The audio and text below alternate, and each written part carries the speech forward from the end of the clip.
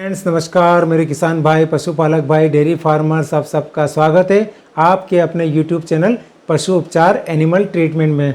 आज हम इस वीडियो में बात करेंगे लंपी स्किन डिसीज़ के बारे में कि लंपी स्किन डिसीज़ आखिर क्या है और ये कैसे एक पशु से दूसरे पशुओं में फैल रही है और इससे हम कैसे इससे बच सकते हैं, और अगर ये बीमारी अगर आपके पशुओं में हो गई है तो इसका कैसे इलाज करें, इस बारे में हम इस वीडियो में बात करेंगे। तो लंपी संबंधित एक रोग है जो एक वायरस के द्वारा फैल रही है और ये इसके होने का कारण एक वायरस है। तो ये फैलने का इसका जो एक कारण है वो है मक्खी और मच्छर। मेन जो सोर्स है कोरियर का काम कर रहे हैं। एक बीमार पशु से स्वस्थ पशु में ये जो बीमारी फैल रही है उसका कारण जो मेन है वो मक्खी या मच्छर है। इसकी वजह से बहुत ज़्यादा तेज़ी से फैल रही है। तो लंपी स्किन डिसीज़ अगर आपके किसी पशु को हो गई है तो सबसे पहले सावधानी क्या रखना है कि आप उस पशु को सबसे पहले एक तरफ यानी कि इसको सुरक्षित रखिए, किसी अन्य पशु के संपर्क में मत आने दीजिए जो स्वस्थ है। उसके लिए अलग से चारा दाना पानी दीजिए। वहाँ पर उसको धुएं की व्यवस्था कीजिए ताकि वहाँ पर नीम का धुआं कीजिए उस पशु के आसपास, ताकि वहाँ के जो मक्खी मच्छर उस पशु पर बैठ के जब दूसरे पशु स्वस्थ पशु के शरीर पर बैठ के उनको काटते हैं तो वो वायरस वहाँ से ट्रांसमिट कर देते हैं बहुत आसानी से, तो वो ना हो पाए। इससे क्या होगा कि एक पशु में वो बीमारी रहकर उसका समुचित उपचार जब हो जाएगा तो वो उस पशु में भी ठीक हो जाएगी और आपके अन्य पशु भी उस बीमारी से बच जाएंगे। तो और दूसरी सावधानी आप क्या करेंगे कि जो आपके स्वस्थ पशु एक ही जगह बाड़े में जहाँ पर बनते हैं या जहाँ पे किसी फार्म हाउस में बनते हैं तो वहाँ पर सुबह शाम, खास करके सुबह मच्छर अधिकतर, दिन में मक्खी का प्रकोप रहता है और शाम को अधिकतर मच्छर काटते हैं। तो सुबह शाम आप धुएँ का, नीम के धुएँ का उसका धुआं कीजिए, धुएँ का उपयोग कीजिए। इससे मक्खी मच्छर वहाँ पर पशु के आसपास नहीं मंडराएंगे। तो हो सकता है कि कहीं और से उड़ के वो वहाँ पर पहुँचते हैं तो वो उनको काटेंगे नहीं, तो वो वायरस वहाँ तक उन तक नहीं पहुँच पाएगा। तो मक्खी मच्छर से पहला तो ये धुआं कर सकते हैं आप। दूसरी चीज़ है कि फ़िनाइल का उपयोग कर सकते हैं। जो ब्लैक फ़िनाइल आती है, इस फ़िनाइल को 15 लीटर के किसान भाई के पास, सबके पास 16 लीटर की टंकी होती है। 15 लीटर पानी में 1 लीटर फ़िनाइल डालिए। उस फ़िनाइल का आपके बाड़े में अच्छे से छिड़काव कीजिए।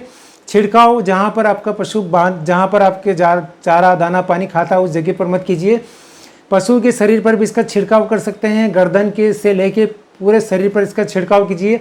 इससे क्या होगा, फिनाइल की जो गंध है, स्मेल से मक्खी मच्छर उसके शरीर पर नहीं बैठेंगे और जब नहीं बैठेंगे तो उनको लंपी होने की संभावना नहीं होगी बिल्कुल भी। इससे भी आप बच सकते हैं। और अगर ये आपके पशु को बीमारी हो गई है तो अब इसका क्या करें कि जैसे सबसे पहला इसका लक्षण क्या है कि शरीर में गिठाने पड़ जाती है, मसल्स के अंदर गिठाने पड़ जाती है, जिसकी साइज जो है 50 पैसे के सिक्के से लेकर 2 रुपये यानी कि 1-1.5 मतलब कुल मिला के 4 से 5 सेंटीमीटर तक इसकी जो साइज देखी है। मिनिमम अगर 2 से 3 सेंटीमीटर, 1 सेंटीमीटर से शुरुआत होती है और ये कम से कम 5-6 सेंटीमीटर तक के गोल गोल सिक्के जितने बड़े पूरे शरीर पर गिठाने उभर जाती है और वो गिठाने थोड़ी मसल्स के अंदर तक रहती है। तो इससे पता लग जाता है इसको लंपी बीमारी हो गई है। तो जब प्राथमिक रूप से पता चल जाता है कि इसको बीमारी हो गई है तो आप घर पर भी कोई भी इसका देसी ट्रीटमेंट ट्राई मत कीजिए। आपको केवल सावधानी ही रखना है। जैसे कि पहले मैंने आपको बताया, भी आपको पशु चिकित्सक को बुलाना है, पशु चिकित्सक को बुला के इसका इलाज करवाना है। मिनिमम कम से कम 5 दिन तक कंटिन्यू इलाज को चलने दीजिए। 99% मतलब जो है मान के चलिए कि इस बीमारी से जो पशु है जो पूर्ण रूप से 7 से 8 दिन में स्वस्थ हो जाता है। लोगों में एक बहुत बड़ी भ्रांति और एक जो आजकल सोशल मीडिया चल रहा है तो उसके माध्यम से लोगों में एक भ्रांति फैल रही है और डर का माहौल है। ऐसा कुछ भी नहीं है। 99% जो पशु है पूर्ण रूप से ठीक हो जाते हैं। ट्रीटमेंट, एक समुचित उपचार 5 दिन तक कंटिन्यू मिलेगा तो पशु स्वस्थ हो जाएगा।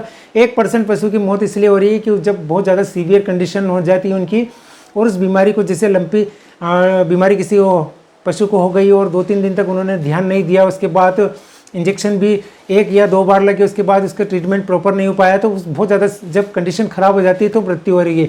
बाकी इस बीमारी से डरने की ज़रूरत नहीं है, केवल सावधानी को बरतना है और घबराने की बिल्कुल भी ज़रूरत नहीं है। अब इलाज कैसे करें, तो इलाज के बारे में बता देता हूँ। सिंपल सी चीज़ के जिस पशु में गिठाने पूरे शरीर में उभर गई है, कन्फर्म है कि इसको LSD यानी कि लंपी बीमारी है, तो वहाँ पर आप नॉर्मल एंटीबायोटिक, जो सामान्य एंटीबायोटिक होते हैं, उसका उपयोग कीजिए। चाहे प्रोकेन पेनिसिलिन हो, चाहे स्ट्रेप्टोपेनिसिलिन हो, चाहे एम्पिसिलिन हो।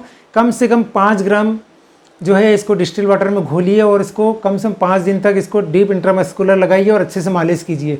दूसरा इंजेक्शन का इस्तेमाल करना है मेलोक्सिकम पैरासीटामोल, कम से कम 20 ml के आसपास इस इंजेक्शन को पर डे लगाइए।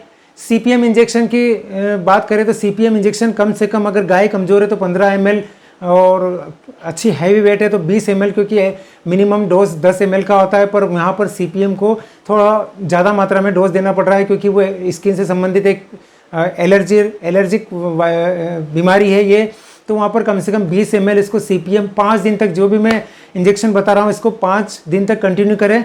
एक इम्पोर्टेंट इंजेक्शन मैं और बता देता हूँ आपको कि लीवामेज़ोल जो इंजेक्शन है 10 ml, जब भी आप इलाज करने जाए किसी पशु का 10 ml इसको सबकट लगा दीजिए और अच्छे से मालिश कीजिए। इसके बाद मैंने जो आपको तीनों इंजेक्शन बताए ये इंजेक्शन लगाइए। तो लीवामेज़ोल इंजेक्शन से क्या होगा कि लीवामेज़ोल जो इंजेक्शन है ये बहुत ज़्यादा इम्यूनिटी बूस्टर का काम करेगा, और इम्यूनिटी बूस्टर का काम करने से वो जो इंजेक्शन है नॉर्मल एक एंटीबायोटिक जो है वो बहुत अच्छे से वर्क करने लगेगा, और एकदम से पशु के शरीर में जब इम्यूनिटी बढ़ेगी तो रोग से लड़ने की क्षमता एकदम से बढ़ जाएगी। तो वो जो LSD है, लंपी है, वो जल्दी से जल्दी ठीक हो जाएगी।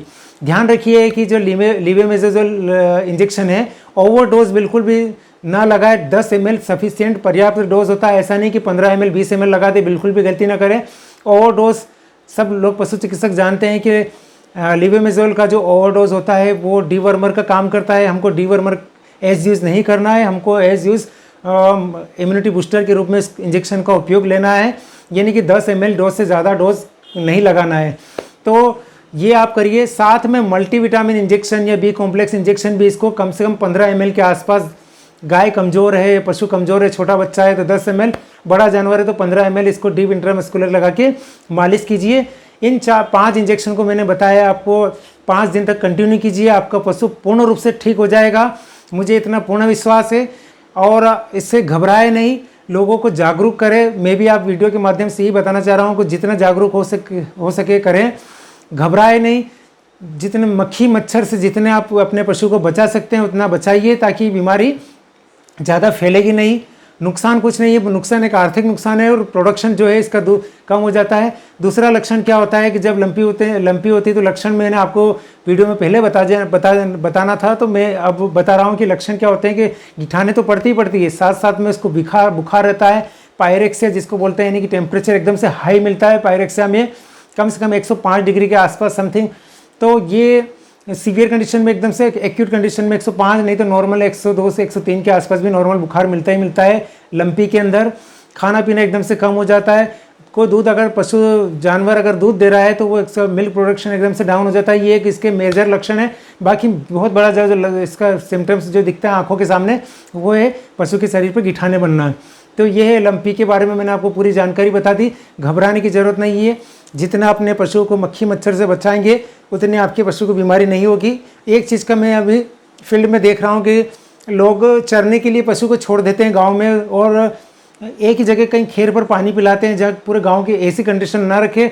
कुछ समय की बात है, एक 15 से 20 दिन में, यानी कि जब ये ठंड स्टार्ट होगी तो मैक्सिमम मेरा अनुमान है कि ये 1-1.5 महीने के अंदर पूरी तरह से कंट्रोल होकर ये बीमारी समाप्त हो जाएगी।